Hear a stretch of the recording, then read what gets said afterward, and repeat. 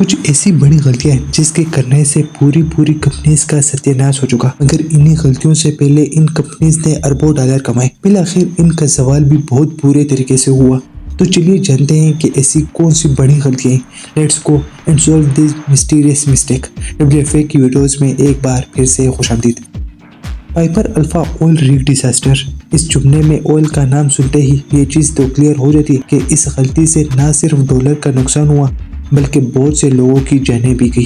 1976 میں Scott land کے شہر ایبرڈین سے 190 کلومیٹر کی دوری پر ایک آئل ریگ نے زمین سے آئل نکالنے کا کام شروع کیا۔ یہ آئل ریگ تھا تو موجود ایک سنسان سمندر کے بیچوں بیچ، مگر یہ خود میں ہی ایک شہر تھا۔ ایک شفٹ میں اس پر 200 کے قریب ورکر کام کرتے تھے۔ 90s کے دور میں یہ ریگ سب سے زیادہ آئل پروڈکٹیو ریگ بھی ثابت ہوا۔ ایک دن میں الفا پائپر قریب 3 لاکھ بیرل آئل پروڈیوس کرتا تھا۔ پائپر کی سکسیس کو دیکھتے ہوئے اس کمپنی کی اونر نے نیچرل گیس نکالنا بھی شروع کر دیا۔ 1980 میں گیس ٹیک آؤٹ کا کام بھی شروع ہوا۔ کچھ سالوں تک نیچرل گیس، پیٹرولیم اور آئل فنڈنگ کا کام اسی طرح سے چلتا گیا، مگر 6 جولائی 1988 کو کچھ ورکر کی لاپرواہی کی وجہ سے گیس پروسیسنگ کا پائپ لیک ہو گیا، جس کے بعد اس ریگ کے کنٹرول روم میں سائرن بجنے شروع ہو گئے۔ اس سے پہلے کہ باقی ورکر ریگ کو مینٹین کرتے کہ ایک زوردار دھماکے کی آواز سنائی گئی۔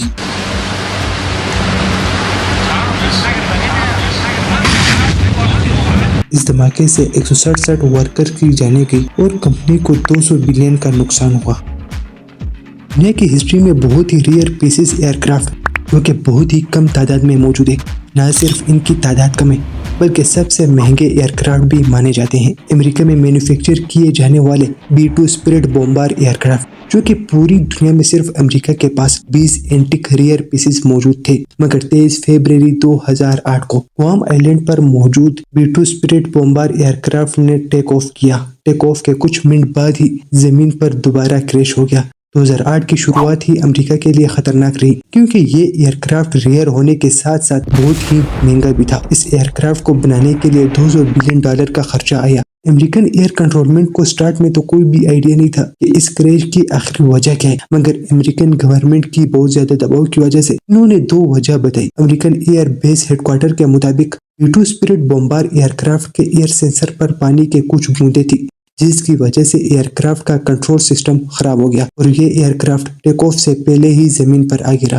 اس کی دوسری وجہ یہ بتائی جا رہی ہے کہ کنٹرول روم نے غلط ڈیٹا دیا، جس کی وجہ سے فلائٹ زمین سے ٹکرا گئی۔ اس انسیڈنٹ میں امریکن ایئر بیس کے لیے گڈ نیوز یہ تھی کہ اس کرافٹ کے دونوں پائلٹ پہلے ہی اس ایئر کرافٹ سے کود گئے تھے، مگر امریکہ کو 23 فروری کے دن $200 بلین کا نقصان جھیلنا پڑا۔